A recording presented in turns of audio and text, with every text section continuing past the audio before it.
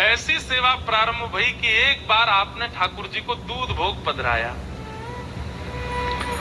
और जैसे ही दूध भोग पधराया, दूध भोग आते ही ठाकुर जी सबके सामने तो स्वरूप में रहते थे, लेकिन पर्दा लगते ही ठाकुर जी सचल हो जाते थे। सबके सामने ठाकुर जी ऐसे खड़े रहते, लेकिन जैसे ही पर्दा लगता सोई ठाकुर जी चलन लगते, बैठन लगते, उठन लगते, और तुरंत नहीं, अपनी सैया से उतर के आते और गोसाई जी की गोद में बैठ जाते, और गोसाई जी गोद में बैठ के कहते अब मोए दूध को भोग लगाओ। तो गोसाई जी सोने की सुंदर पात्र से कटोरी में दूध भरते और दूध भर के लाला को देते, लो Lal G P low. Thakur ji फूंक मारते, फिर गोसाई जी फूंक मारते। ठाकुर जी जैसे ही पीते, पी के मुंह बना लियो ठाकुर जी ने। गोसाई जी बोले जय जय कहावे हो, अब मौका को बना रहे हो? अरे जा में इतनी मिश्री डाल दी है, मेरे सवरे होठ चिपक गए, बहुत मिश्री पड़ गई है, बहुत मीठा है गो है, मेरा मन ना कर रहा यार पीवे को। गोसाई जी विठलनाथ जी बोले अच्छा तो आप सेज पे विराजो, मैं अभी आऊं। अब बाहर खड़े दर्शनार्थियों को लगता भीतर भगवान है और उनके अर्चक हैं, पर पर्दा लगते ही भीतर तो लाला और मैया जैसी लीला हो गए। ठाकुर जी को फिर उठाते हैं, सेज पर खड़ा करते हैं, ठाकुर जी फिर ऐसे खड़े हो जाते हैं सबके लिए, और जैसे पर्दा खुले ठाकुर जी ऐसे सब कहें जय हो गोवर्धन नाथ की जय हो। अब गोसाई जी दौड़े दौड़े रसोई में जामे, दूसरा दूध तैयार करें और वहां में नेक नेक मिश्री डालें, ज्यादा मीठो नहीं करें, और दोबारा दूध भोग तैयार करके पात्र में धर के जैसे ही लामे, जैसे ही पर्दा करें ठाकुर जी फिर सहज है जाएं, बोले मुझे जल्दी पवाओ, मुझे भूख लग रही है। गोसाई जी बैठ जाएं, अपनी गोद में इत्र लगावे, फिर ठाकुर जी आके बैठे, कटोरी में भर के लो लाला पियो। अभी तातो है, तातो मतलब गरम। ठाकुर जी कह रहे हैं अभी तातो है या ठंडो करो। फिर गोसाई जी उसमें फूंक मारते हैं, धीमे से ऐसे हाथ रख के, कहीं हमारे उच्छिष्ट नहीं हो जाए। फिर ठाकुर जी पीते हैं, फिर मुंह बना लें। गोसाई जी बोले जय जय अब का भयो? बोले अब तो जी खारो ही रहेगो, अब तो यम मिश्री ना है, अब ये मीठो ही ना लग रो मुंह को, अब ना पी रो। ऐसे नखरे करें ठाकुर जी गोसाई जी के साथ। गोसाई जी के देखो लाल जी ये नखरेबाजी मत करे करो, ये सत्य घटना है, भक्तमाल जी में वर्णन है। गोसाई जी कह रहे हैं ऐसे नखरे मत करे करो, कभी कहो मिश्री ज्यादा है, कभी कहो मिश्री कम है, दूध ना पीनो तो ऐसी मना ना पीनो तो है, पर आनंद ना आ रहा, मुझे सुख ना मिल रहा या मैं। गोसाई जी बोले रुको फिर ते कुछ करूं, फिर तो उठा के खड़े किए, फिर यूं खड़े है गए, पर्दा खोल के गए मंदिर में जाके, रसोई घर में जाके, अब तीसरा दूध औटायो, बा में मिश्री डारी ना, दूध औटा के दूध अलग लाए, मिश्री अलग लाए, और ठाकुर जी के सन्मुख पधरा के बोले जे रही मिश्री जे रही दूध अपने आप मिलाओ, जितनी चाहिए पी लो। ठाकुर जी के नेत्र सजल है गए। ठाकुर जी बोले मैं तो तुम्हारो लाला हूं, मुंह पे मिलानो आवे ही ना है, मुंह पतो ही ना है मिश्री कैसे डारे, मुंह पतो ही ना है या दूध को ठंडो कैसे करें। आप मुंह को लाला मानो ना, लाला अपने आप दूध पीवे, वो तो मैया पिवावे सोई पीवे। गोसाई जी बोले आज तुम्हारी दूध पीने की इच्छा ही ना है, सही बात तो जे है, लेकिन लाल जी दूध ना पियोगे तो गाल सवरे पिचक जाएंगे तुम्हारे, पत्र दुबरे है जाओगे, नेक्स्ट तो पेट तुम्हारो बाहर निकल आओ भीतर चलो जाएगो, एक गदमदरा से तुम्हारे हाथ है सबरे सूख जाएंगे, और जैसे ही तुम सूखे सूखे से है जाओगे फिर किशोरी जी आपको रास में ना ले जाया करेंगे। सोई ठाकुर जी ने सबरो दूध लियो और लेके मुंह धर के पी गए। वो नाय में पत्रो ना होंगे, वो तो तगड़ो है नो है। ऐसे श्री गोसाई जी, ठाकुर जी ऐसी लीला करते उनके साथ।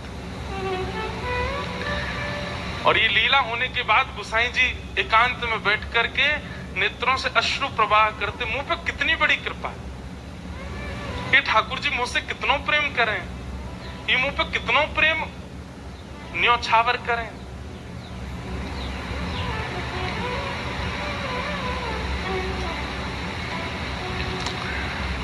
एक दिन गोसाई जी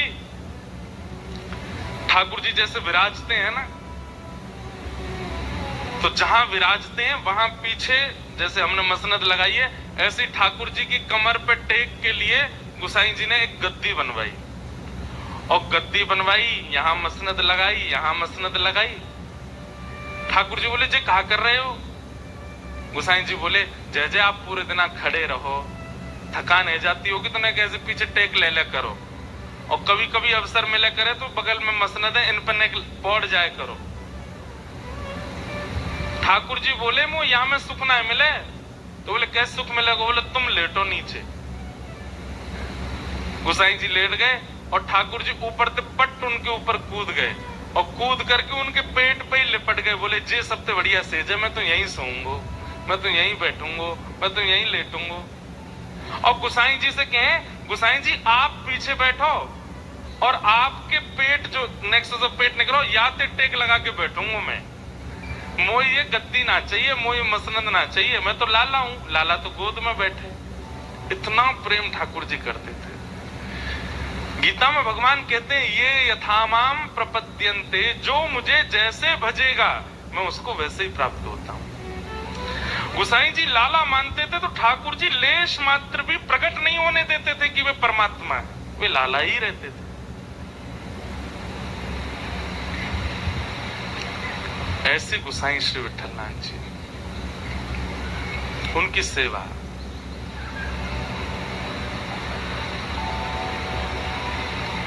एक दिन गोसाई जी श्रृंगार कर रहे थे ठाकुर जी का,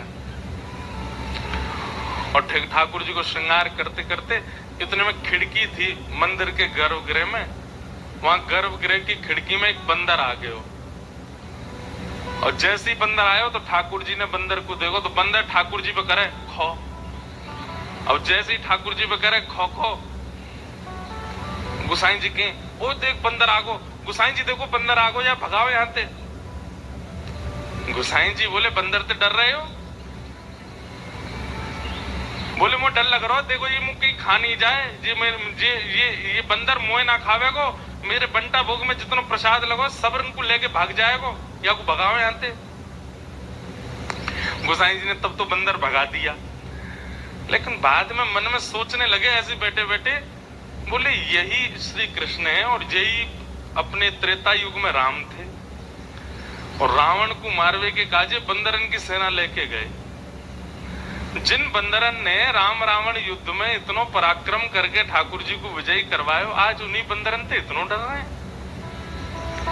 मन में ऐसे विचार करने लगे। ठाकुर जी तो सबके मन की जाने। ठाकुर जी तुरंत उतर के नीचे आए और आकर के बोले, गोसाई जी क्या सोच रहे हो मन में? मन में आप यूं सोच रहे हो कि मैं बंदरन से काय को डर रहा हूं? अरे मैं बिल्ली से डरूं, मैं बंदर से डरूं। क्यों? क्योंकि आप मोह लाला मानो, और आपके मन में ये भावना आ रही है कि मैं डर का ही को रहूं। लाला की भावना मत रखो, फिर परमात्मा की भावना रखो मेरे प्रति। अगर लाला मानो तो तुम्हें, आज भी ठाकुर जी ऐसे ही भाव से विराज रहे। श्रीनाथ जी, आप में से नाथ द्वार कितने लोग गए? बहुत कम लोग गए।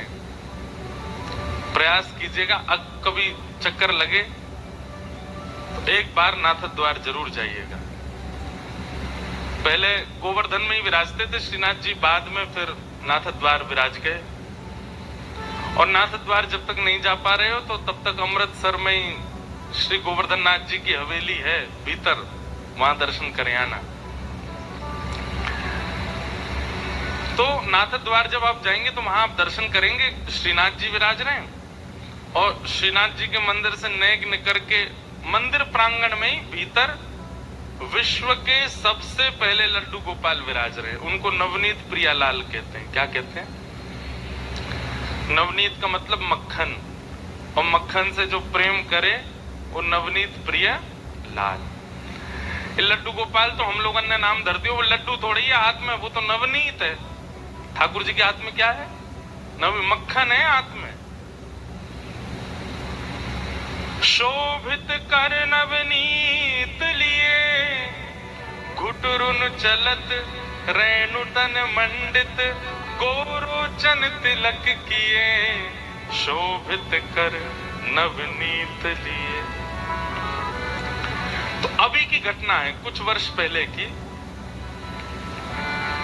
ठाकुर जी के भोग में एक नियम होता है कि मिष्ठान ठाकुर जी के सामने रखो। अगर आप थाली में भोग लगाते हो तो जो मीठी वस्तु है ना, वो ठाकुर जी की तरफ आगे होनी चाहिए। अब हम लोग तो थाली में भोग लगाते हैं, पर प्रणाली ऐसी है कि थाली में भोग नहीं, संपूर्ण सामग्री ठाकुर जी के आगे रखनी चाहिए। कड़ी बनी है, चावल बनी है, रोटी बनी है, साग बना है, सब भर भर के पात्र लेके जाओ और ठाकुर जी के सामने सब कुछ पधरा दो। मंदिरों में ऐसे भोग लगता है, सारी सामग्री ठाकुर जी के आगे धरते हैं, ठाकुर जी को जितना रुचि लगे उतना पावे। आपने 2 ही रोटी धरी ठाकुर जी के आगे, ठाकुर जी मधुमंगल श्रीदामा सब आ गए होंगे, ठाकुर जी कह रहे होंगे भैया नेक की पहियो 2 ही धर के गए हो है, भूख तो ज्यादा लग रही है पर नेक ही धर के गए हो है। तब आप जब थाली में 2 ही रोटी धरते हैं तो फिर मधुमंगल श्रीदामा तनसुका मनसुका ये सबरे सखा आते हैं ठाकुर जी के संग पाने। अकेले ठाकुर जी पाते नहीं, कभी नहीं पाते। या तो किशोरी जी और अष्ट सखियां आएंगी या फिर ठाकुर जी अपने सखान को बुलाएंगे। ठाकुर जी अकेले प्रसाद नहीं पाते। और आप धर के क्या गए हो, 2 ही रोटी, नेक्स्ट सब्जी। अच्छा, कई घरों में तो देखा इतनी सी चांदी की थाली में इतनी सी कटोरी। हमारे लाल जी छोटे हैं ना, छोटा सा मुख, छोटी सी थाली, छोटी सी गिलास। कहीं ठाकुर जी ने आपको छोटा सा मान लिया ना, रोते रहोगे फिर अन्य के काजे। ठाकुर जी को भूख नहीं लगती, लेकिन आपका भाव यदि लाला का है उनके प्रति, सबरी सामग्री धरो सामने और सब सामग्री धर के ठाकुर जी तो कहो, हे लाल जी सबरे सखान को बुला लो, किशोरी जी को बुला लो, नंदरानी यशोदा नंद बाबा सबन को बुला लो, प्रेम से चकाचक पाओ। ऐसे भोग लगाओगे तो कौदना महाराज कोई सामग्री ऐसी लगेगी धरी तो पूरी लेकिन आधी बची है, कहां गई, खा गए ठाकुर जी, पाली हो। कौदना तो ऐसा अनुभव कराएंगे। तो ठाकुर जी के सन्मुख, जहां ठाकुर जी विराजने, उनके सन्मुख मिष्ठान, मिष्ठान के बाद नमकीन, नमकीन के बाद साग, दाल, कड़ी, चावल, रोटी, ऐसे भोग पधराना चाहिए ठाकुर जी के सन्मुख। तो नाथ द्वार में नवनीत प्रियालाल जी इतने से लड्डू गोपाल, छोटे से, तो उनके सामने भोग पधराया गया। लेकिन जल्दीबाजी में का कियो, मीठी सामग्री पीछे धर दई और कड़ी बिल्कुल सामने धर दई। जहां नवनीत प्रिया जी विराजते हैं सिंहासन पर, बिल्कुल सामने कड़ी धर दई। और नवनीत प्रिया जी का नियम है, बहुत आनंद वाली कथा है उनकी, वो मंदिर में भोग नहीं लगाते। छोटे से गोपाल जी हैं, अपने सिंहासन पर बैठे, सिंहासन सहित रसोई घर में जाते हैं और रसोई घर में चूल्हा के बगल में बैठ के पाते हैं। क्यों? भावना ऐसी है कि बोले गोपाल जी हैं, गोपाल जी कोई टेबल पे बैठ के, चौकी पे बैठ के थोड़ी पामे, वो तो यशोदा मैया के बगल में बैठे रहे, यशोदा मैया बनाती रहे, पवाती रहे, लाला ले लाला मैं रोटी बना रही हूँ बाबा का, तू रोटी खातो रहने के दे। यशोदा मैया चूल्हा पे प्रसाद बनावे और ठाकुर जी बैठे बैठे पामे। इस भाव से श्री ठाकुर जी रसोई घर में जाते हैं, वहीं प्रसाद भोग लगाते हैं। किसी की रसोई इतनी पवित्र हो तो वो ये लीला कर सकते हैं, इतना अवकाश है उनके पास कि वो घर में ही रहते हैं। तो ऐसी एक योजना बनाओ, ठाकुर जी को श्रृंगार मंदिर में, ठाकुर जी का बाल भोग मंदिर में, लेकिन राजभोग दोपहर का जो भोग होता है उसमें ऐसी सुंदर पूरे मार्ग पर गोबर को चौका लगाओ, ठाकुर जी को सिंहासन धीरे से उठाओ और रसोई घर में बढ़िया सुंदर गोबर के चौका लगा के वहीं विराजमान करो और वहीं ठाकुर जी के सामने प्रसादी बना करके फिर ठाकुर जी को पधराओ। सेवा तो बहुत विस्तार की है, लेकिन हम लोगों पर समय नहीं है। ऐसी सेवा अगर होने लग जाए ना गोसाई जी जैसी, तो इस कलयुग में आज भी ठाकुर जी बोलने लग जाएं, आज भी ठाकुर जी पाने लग जाएं। तो नवनीत प्रियालाल जी रसोई में गए, जल्दी जल्दी में सेवकों ने मिष्ठान तो पीछे धर दी और कड़ी सामने पधरा दी। कछु रोटी ठाकुर जी के सामने बना करके सन्मुख पधरा दी और फिर सबरे जन प्रणाम करके फिर वहां से चले जाए। अब अपने सखान को बुला लियो, लाल जी प्रेम से पाओ। और मंदिर वहां रसोई घर की किवाड़ बंद करके सब चले गए। थोड़ी देर बाद जैसे ही भीतर रसोई में प्रवेश किया तो क्या पाया, ठाकुर जी अपने सिंहासन पे है ही नहीं। सिंहासन पे लाल जी है ही नहीं। अब तुम्हारा झल्ला मच गया, ठाकुर जी कहां गए, नवनीत प्रियालाल कहां गए। सब जगह खोजो, कहीं नहीं मिले। तब कोई वैष्णव ने आके कही, बोले भैया इस साग सब्जी में तो ना गिर गए कहीं, छोटे से लालाएं। तो सबरी सामग्री पलट पलट के देखी, धीमे धीमे हाथ लगा के कि भाई लाल जी कहां हैं, छोटे से गोपाल जी हैं।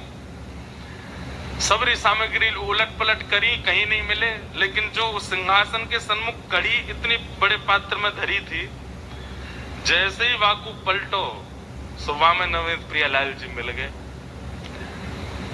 तो जितने वहां पर रसोईया थे और आचार्य जन थे, उनको लगे ओहो लाल जी को कड़ी इतनी भाई खाई नहीं भाई मैं कूद गए।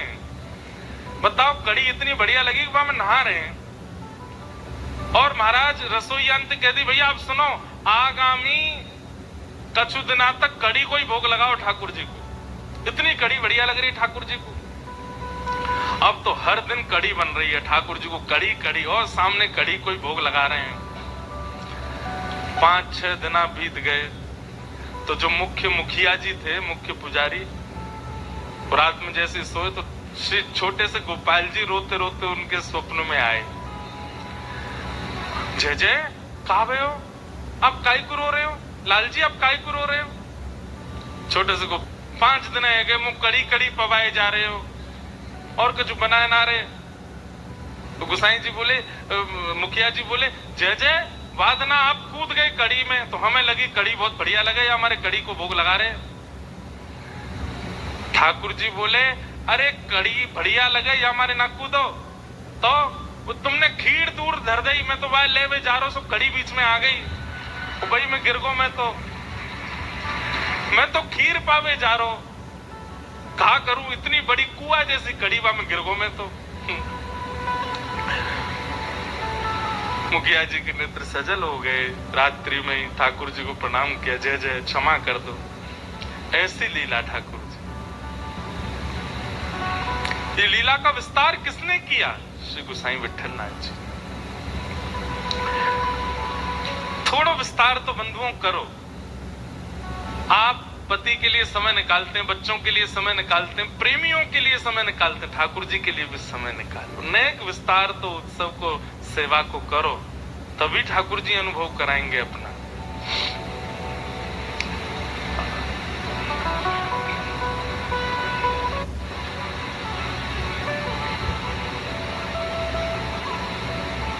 एक लीला और होती है, ठाकुर जी को शयन के समय नेत्रों पे काजल लगाते हैं। यहां धीमे धीमे काजल लगाओ और उंगली से लगाना, कोई सामग्री से नहीं। छोटे से ठाकुर जी हैं तो नेक नेक बिंदी धरा दो यहाँ रात्रि में शयन के समय।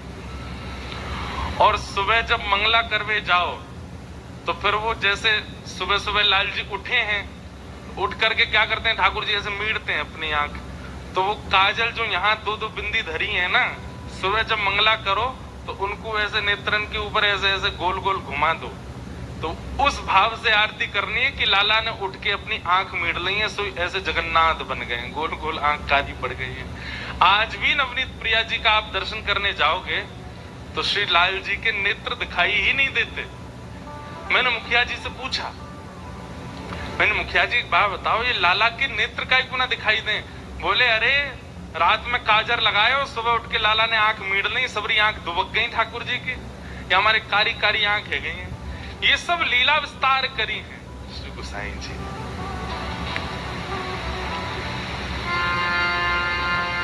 हम गावे छोटो सो कन्हैया आया के बड़े बड़े नैन, बड़े बड़े नैन, यमुना जी के पार जाके ठाड़ो मरे से।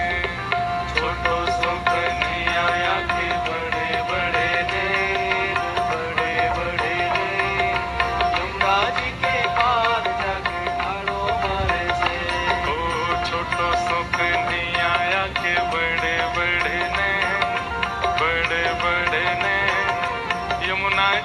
पार जाके ठाड़ो मारे सैन। वो छोटो सो कन्हैया के बड़े बड़े नैन, बड़े बड़े नैन, यमुना जी के पार जाके ठाड़ो मारे सैन। हाँ बजाए गयोरी, बजाए गयोरी, ओ बजाए गयोरी, ओ बजाए गयोरी, हाँ बजाए गयोरी, ओ बजाए गयोरी, ओ बजाए गयोरी, बजाए गयोरी, ओ मेरे अंगना में बंशी बजाए गयोरी।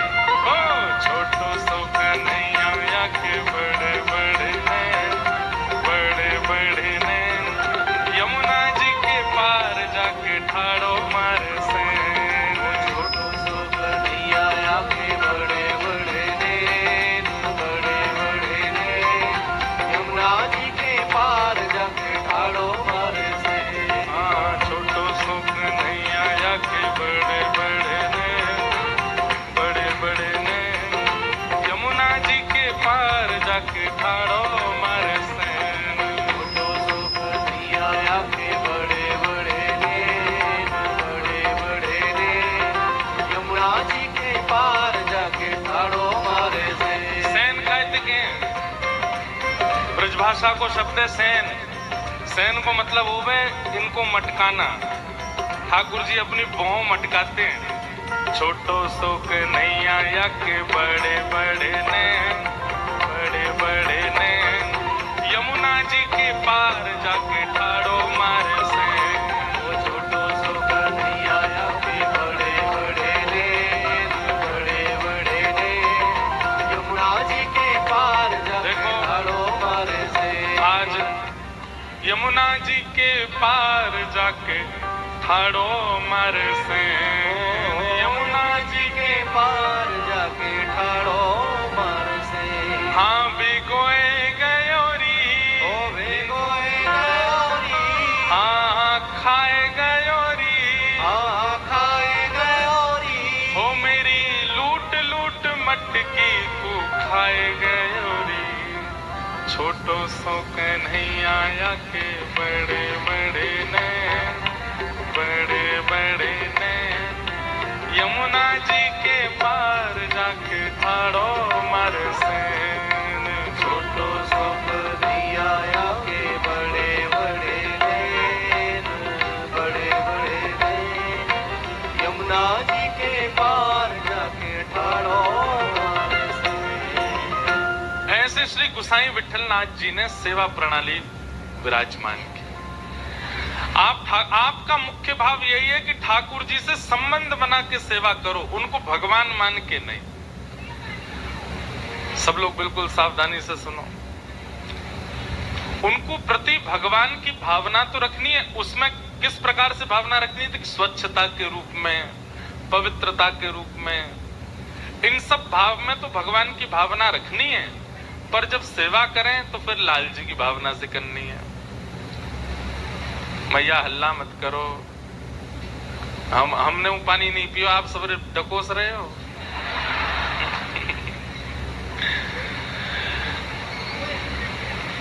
तो एक बार की एक अद्भुत लीला, हमारे भारत में एक रामायण के बहुत अच्छे वक्ता हुए श्री राजेश रामायणी जी महाराज। सशरीर तो अभी विराजमान नहीं है, पर उन्होंने इस लीला को एक बार सुनाया था। परंतु ये लीला मुख्य रूप से गोसाई श्री विठलनाथ जी की है। उन्होंने इस लीला को ऐसे सुनाया कि बरसाने के एक व्यापारी थे, उनकी कोई पुत्री नहीं थी, उन्होंने किशोरी जी को अपनी पुत्री माना। पर ये लीला ऐसे है, भक्तमाल जी में वर्णन है कि गोसाई श्री विठलनाथ जी के 7 पुत्र थे। कितने पुत्र थे? 7। और 7 पुत्रों के ब्याह हो गए तो कितनी बहू? 7 बहू। तो एक बार गोसाई श्री विठलनाथ जी ने एक चूड़ी पहनावे वाली से कही, हमारे घर चली जाओ, 7 बहू हैं, उनको चूड़ी पहनाया। लेकिन गोसाई श्री विठलनाथ जी ठाकुर जी को भी तो अपना लाला मानते हैं। तो 7 बहुओं ने चूड़ी पहनी, सबन ने चूड़ी पहन ली। जैसे सब गई और सब भीतर चली गई। वो चूड़ी वारी जैसी वहां से जान लगी, इतने में ही एक अत्यंत सुंदर सुकुमारी छोटी सी लाली आ गई और आकर के बोली, सबन को चूड़ी पहनाई दी, मोई भी तो पहनाओ, मैं यहाँ घर की सबसे बड़ी बहू हूं। तो चूड़ी पहनाई वाली जोरते हंसी, बोले इतनी बड़ी बड़ी बहू तो चूड़ी पहन गई, नेक्स्ट सी छोरी कह रही है मैं सबसे बड़ी बहू हूं। लेकिन उसकी रूप माधुरी को देख करके, उनके मुख की कांति को देख करके वो स्तब्ध रह गई। और वो मनहारिन बोली कि सही बताऊं लाली, तो मेरे चूड़ीन के सवरे भंडार में तुम्हारे हाथ में सुशोभित हो ऐसी कोई चूड़ी ना है। कभी कोई व्यापारी ऐसा कह नहीं सकता कि आप पर जचे ऐसी साड़ी मुझ पे नहीं, ऐसे वस्तु मुझ पे नहीं, ऐसे कपड़े मुझ पे नहीं। कोई व्यापारी कहता है ऐसा? व्यापारी का स्वभाव क्या होता है? अरे ये पहन के निकलोगे महाराज सब आपको देखेंगे, लो पहनो। व्यापारी तो अपनी चीज बेचना चाहता है। परंतु उन नेक्सी लाली को देख करके वो मनहारन कह रही है, नेत्रों में आंसू भराए, वो लाली तेरा स्वरूप इतना सुंदर है, तेरे हाथ इतने सुंदर है, तेरा मुखमंडल इतना सुंदर है, मैं तो हस्तकमल देख करके न्यौछावर रह गई हूं। वास्तव में तो मेरे पास तो पहनावे वाली कोई चूड़ी है ही ना है। तो सामने बैठी नेक्सी सी लाली को मुख उतर गए। सबरी बहुवन ने चूड़ी पहन ली, मैं घर की सबसे बड़ी बहू, मैं बिना चूड़ी के कैसे रहूं? तो मनहारन बोली, लाली तू दुखी मत हो, एक काम कर, जे ले तो इनमें से जो अच्छी लग रही हो तो खुद ही चुन ले। और नन्ही सी किशोरी जी अपने हाथन से चूड़ी निकाल रही है और निकाल के स्वयं नहीं पहनने, वाकू दे रही है, लो पहनाओ। और वाके हाथ से सुंदर चूड़ी पहन करके और छमछम करती लाली चली गई। गुसाई जी ने कही, सबरो धन ले जाइयो मोते जितनी चूड़ी पहनावे। मनहारन गई और जाके बोली, महाराज पैसा दो। बोले 7 बहुवन के 2-2 हाथ, 14 हाथन में चूड़ी पहनाई, वाके हिसाब से बता दो। बोले 14 नहीं 16। बोले 16 कैसे? बोले 8 बहुवन को चूड़ी पहनाई, 7 तो बड़ी वरिष्ठ सी हट्टी तगड़ी, एक नेक्सी सी हो रही छोटी सी, वाकू भी चूड़ी पहनाई। गुसाई श्री विठलनाथ जी बोले, झूठ बोल रही है, अरे तो पैसा चाहिए मुझे ज्यादा ले ले, तो मेरे घर में तो 7 ही बहू हैं, 8वीं बहू कौन सी आ गई? अरे ना ऐसी छोटी सी, और पता कहा कह रही, मैं घर की सबसे बड़ी बहू हूं। वाको तो मुख देख करके, और उनको तो मैंने चुन के पहनाई, पर वो तो खुद ही चुन के पहन के गई है, और वाको तो मैं दुगनो पैसा लूंगी आपसे। भैया हल्ला मत करो, सब लोग ध्यान से। गुसाई जी बोले, तू झूठ बोल रही है, ऐसा है ही ना है। गुसाई जी बोले, रुक जा, मैं घर जाऊंगा, पहले सबरी बहुवन से बात करूंगा, फिर दूंगा तो पैसा। और गुसाई जी ने घर जाके, अरे कौन कौन सी ने चूड़ी पहनी? सबरी बहू आ गई, हमने पहनी। बोले वो मनहारन कह रही 8वीं वो पहन के गई है। 8वीं कौन है? हम 7 ही हैं घर में। गुसाई जी बोले, वही तो मैं कह रहा हूं, आप ठाकुर जी का जैसे शयन कराने के लिए गए और ठाकुर जी को शयन करा करके जैसे स्वयं शयन में गए, किशोरी जी रोती रोती आ गए। बोले गुसाई जी, आप 7 पुत्रन को अपनो मानो, 7 बहुवन को अपनो मानो, और तो और आप लाल जी को अपनो भी पुत्र मानो, पर मुंह को अपनो बहू ना मानो। गुसाई जी बोले, अरे श्री जी ऐसा कह रही? बोले आप ठाकुर जी के प्रति का भाव रखो? बोले वो मेरे लाला है। तो बोले वो तुम्हारे लाला है तो मैं तुम्हारी बहू ना भाई? बोले नहीं नहीं श्री जी, आप तो मेरी बहू हैं ही। तो बोले फिर आज जब मनहारन सबरी बहुवन को चूड़ी पहना, मैंने पहन ली, तो तुमने वह को पैसा ही ना दियो। गुसाई जी के नेत्र सजल हो गए, तुरंत रोने लगे। बोले अरे श्री जी, मुझसे अपराध बन गए हो, मुझसे बहुत बड़ी भूल है गई, चूक है गई। श्री जी बात ऐसी है, मैं लाला को छोटो मानू ना, तो मेरे मन में ऐसा भाव है अभी नेक्स्ट सो लाला या को भ्या भयो नहीं, परंतु आप और ठाकुर जी छोटे बड़े नहीं, आप तो नित्य संग रहो, आप तो हमेशा संग रहो, आपकी कोई आयु थोड़ी है कि या आयु में ब्याह होगा, आप तो नित्य संग रहो। मेरे दिमाग से बात न कर गई, मुझे क्षमा कर दो श्री जी। ऐसे है ये लीला। वो गोसाई श्री विठलनाथ जी के साथ में ये लीला हुई थी। किशोरी जी इनकी पुत्र वधू के रूप में मनहारन से चूड़ी पहनवे है। सोचिए, केवल ठाकुर जी के प्रति एक संबंध क्या बना लिया, तो किशोरी जी ने भी संबंध बना लियो और सब सखान ने भी गोसाई जी संबंध बना लियो। सबने गोसाई जी को अपना कुछ ना कुछ मान लिया। ठाकुर जी के जो जो जो लगते हैं उन सबके भी गोसाई जी संबंधी हो गए। और उनकी तो छोड़ो, किशोरी जी ने मान ली। ऐसे गोसाई श्री विठलनाथ जी। अच्छा, गोसाई जी का एक नियम था, वो नित्य दीक्षा देते थे। उनका दीक्षा देने के पीछे अभिप्राय ये नहीं था कि मैं शिष्य बनाऊं। भाव ऐसी थी कि गोसाई श्री विठलनाथ जी जैसे ही गुरु मंत्र देते थे, जिसको गुरु मंत्र मिलता था, गुरु मंत्र मिलते ही उसके नेत्र बंद हो जाते और उसको ठाकुर जी के प्रत्यक्ष दर्शन होने लगते थे। तो उनकी भावना ऐसी थी कि मैं नित्य एक वैष्णव को तो ठाकुर जी के चरणों से जोड़ूं, उसके बाद ही जलपान करते थे, कुछ खाते थे। इसके पीछे उनकी भावना ऐसी नहीं थी बहुत चेला बनाने हमको, नित्य ब्रह्म संबंध करते थे। इसलिए गोसाई श्री विठलनाथ जी के बहुत शिष्य हैं। रत्नावती जी का चरित्र हम सुन रहे थे, वो भी गोसाई जी की शिष्या थी। और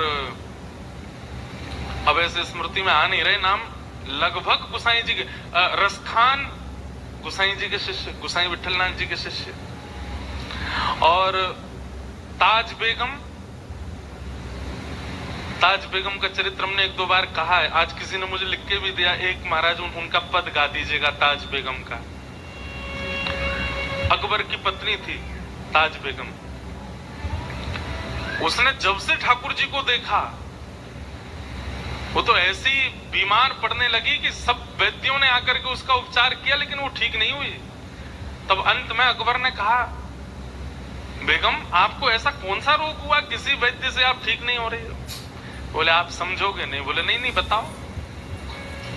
बोले कृष्ण प्रेम का रोग है और इसका उपचार केवल कृष्ण दर्शन है और कुछ नहीं। मैं आपसे प्रार्थना करना चाहती हूं कि आप मुझे दिल्ली से मुक्त करके आगरा में छोड़ दें, वहां से वृंदावन पास है, मैं नित्य हुआया करूंगी। अच्छा, एक और बात, अकबर जो था ना, ये भी गोसाई श्री विठलनाथ जी और स्वामी श्री हरदास जी इनको बहुत मानता था। प्रसंग आता है कि अकबर का जो जहां वो नमाज पढ़ता था, जो उसका पूजा घर था, वहां 5 चित्र लगा रखे थे उसने। उसमें एक स्वामी श्री हरदास जी का जो चित्र मिलता है ना, हाथ में वीणा लेकर के, एक तारा लेकर के और जो बैठे, वो चित्र अकबर ने ही बनवाया था। क्योंकि अकबर के मन में हमारे स्वामी श्री हरदास जी को देख करके ऐसा वैराग्य आया, वो सब छोड़ करके निधिवन राज में ही रहना चाहता था, स्वामी जी की सेवा में। स्वामी जी बोले, जे अगर यहाँ रहेगो तो यहाँ के चक्कर में दुनिया भर के सबरे लोग यहाँ आएंगे, पूरे वृंदावन को रूप बिगाड़ देंगे। तो स्वामी जी ने उसको आज्ञा की, भैया सुनो, तुम वृंदावन में मत रहो, तुम तो दिल्ली रहो, तुम तो राज शासन ही करो। तो वो बोला, स्वामी जी मैं आपके रूप को देखे बिना रह नहीं सकता। तब किसी ने कही, बोले देखो आप पे तो बड़े बड़े चित्रकार हैं, स्वामी जी का एक चित्र बनवा लो, अपने पास रखना। तब अकबर ने स्वामी जी का चित्र बनवाया और चित्र लेकर के दिल्ली गया, और जहां वो नमाज करता था वहां पर उसने 5 भक्तों के चित्र रखे। उसमें गोसाई विठलनाथ जी, स्वामी श्री हरदास जी और संभवतः भक्तिमती मीराबाई, ऐसे गोस्वामी तुलसीदास जी, ऐसे 5 चित्र थे उसके पास। अपनी नमाज आदि करता था, उसके बाद 5 भक्तों को प्रणाम करता। अकबर पर कृपा तो थी संतों की। तो अकबर की जो ये पत्नी थी ताज बेगम, इनको वृंदावन आने की बड़ी रुचि थी। तो ये वृंदावन कभी कभी जाती थी। एक बार इन्होंने जाकर के गोसाई श्री विठलनाथ जी से कहा, ऐसा कोई मंत्र दे दीजिए कि मेरे पति मेरे वश में हो जाएं, और वश में करके मुझे कुछ और नहीं करना, बस उनसे ये कहलवा देना है कि तुम सदा के लिए वृंदावन चली जाओ। ऐसा कोई ताबीज बना दो, गंडा बना दो, मंत्र दे दो, जिससे मेरे पति मेरे वश में हो जाए। तो गोसाई श्री विठलनाथ जी ने भोजपत्र पर कुछ लिखा और लिख करके उसको ताबीज में डाल करके और ताज बेगम को पहना दिया। ताज बेगम जब दिल्ली आई तो उसके गले में अकबर की अन्य पत्नियों ने जब ताबीज देखा तो उन्होंने अकबर के कान भर दिए, बोले कि हमें पता चली गुप्तचरों से आपको अपने वश में करके और ये कुछ षड्यंत्र करना चाहती हैं अपने भाइयों को पूरे भारत का राज शासन दिलाने के लिए। गोसाई श्री विठलनाथ जी से ताबीज बनवा के आई है ताज बेगम, ताकि आपको वश में कर सके। अकबर तो अकबर है, उसके लिए कोई रोक टोक थोड़ी, तुरंत पहुंच गया ताज बेगम। बोले ये ताबीज खोल के दिखाओ उसमें क्या लिखा है। पढ़ा तो ताज बेगम ने भी नहीं था उसमें लिखा क्या है, पर गोसाई जी ने उसमें लिखा था यंत्र मंत्र और तंत्र सो भूल करो जन कोय। बोले भैया यंत्र मंत्र तंत्र तोना टोटका इन सब में ज्यादा विश्वास मत करो। तो और अगली पंक्ति क्या लिखी थी, पति कहे सोई कीजिए, पति जो कहे वो करिए, वह आप ही वश होए।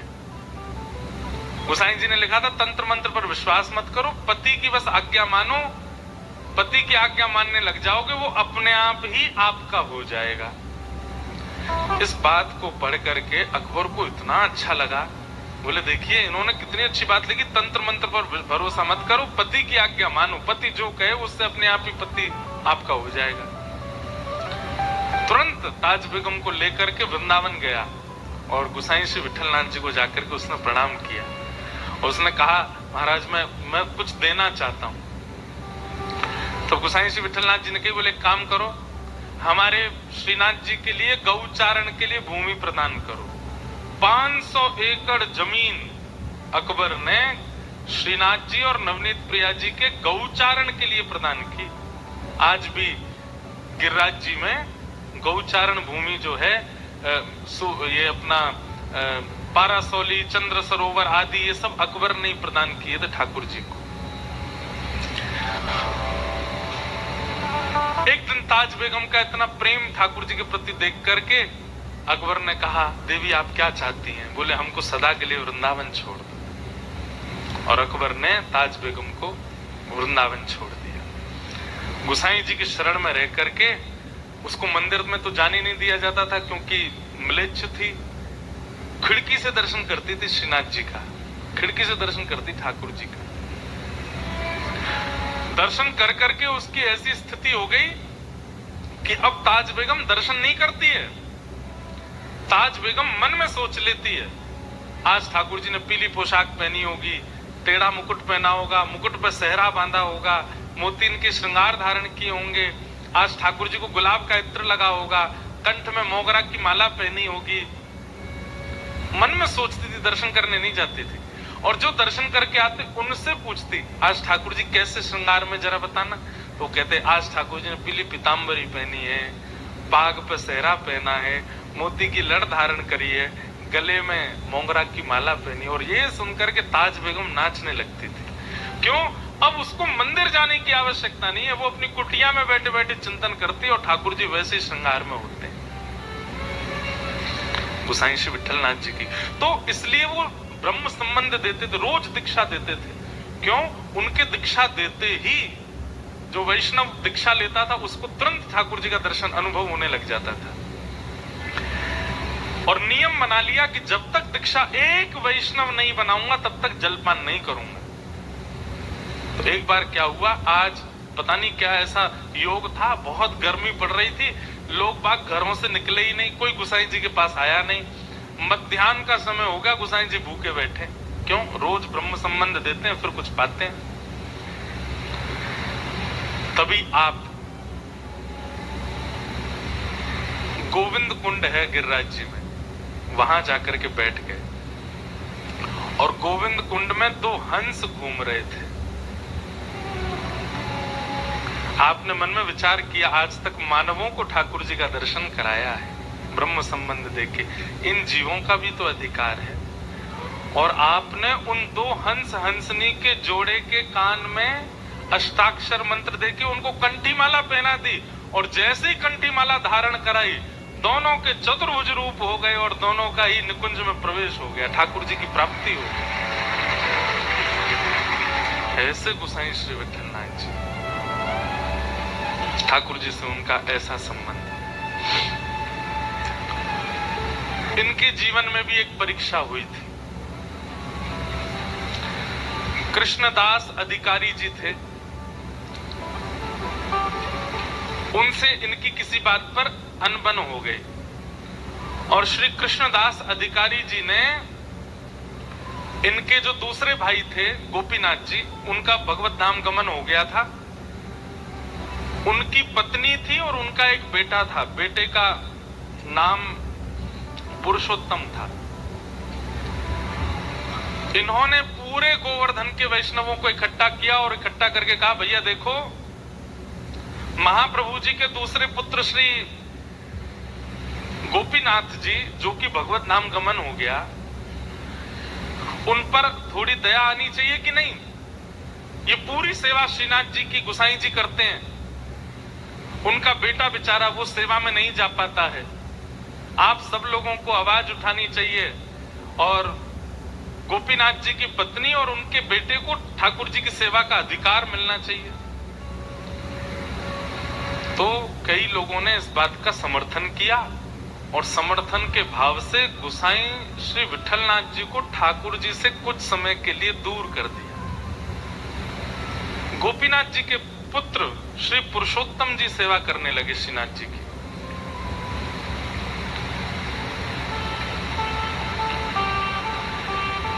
सेवा से दूर किया, गोसाई श्री विठलनाथ जी उसमें राजी थे, कोई बात नहीं। लेकिन कृष्णदास अधिकारी जी ने यह नियम बना दिया कि आप मंदिर ही नहीं आओगे, ठाकुर जी का दर्शन भी नहीं करोगे। अच्छा, ये सब लीला श्रीनाथ जी ने ही प्रकट की थी। हमने एक बात कही ना, ठाकुर जी सीधो सीधो तो कछु चलन देंगे ही नहीं, कछु ना कछु परीक्षा तो सबकी कराते ही कराते। ठाकुर जी पूरे विश्व को बताना चाहते हैं कि गोसाई जी का प्रेम कैसा है, इसलिए वियोग का ये एक नाट्य किया गया और कृष्णदास जी ने ठाकुर जी से गोसाई श्री विठलनाथ जी को दूर कर दिया। गोसाई श्री विठलनाथ जी गोवर्धन से थोड़ी दूर पारासौली में रहने लगे और आप नित्य अपनी कुटिया से निकल के आते और श्री गिरिराज पर्वत पर श्रीनाथ जी की जो ध्वजा थी उसी का ही दर्शन करते और दर्शन करके विरह व्याकुल होकर के वहीं बैठे रहते। बहुत सुंदर लीला है, ध्यान से सुनना। कितने दिन हुए जुगे बिन देखे, कितने दिन हुए जुगे बिन देखे, कितने हुए जुगे बिन देखे, कितने दिन हुए जुगे बिन देखे। श्री कुम्मनदास जी का ये पद है। कुम्मनदास जी गाते हैं कब? जब ठाकुर जी को देखे बगैर 5 मिनट निकले थे बस। गुरुदेव की आज्ञा से ठाकुर जी से थोड़ा दूर जाना पड़ा कुम्मनदास जी को। केवल 5 मिनट निकले थे ठाकुर जी को देखे बगैर और श्री कुम्मनदास जी इस पद को गाने लगे।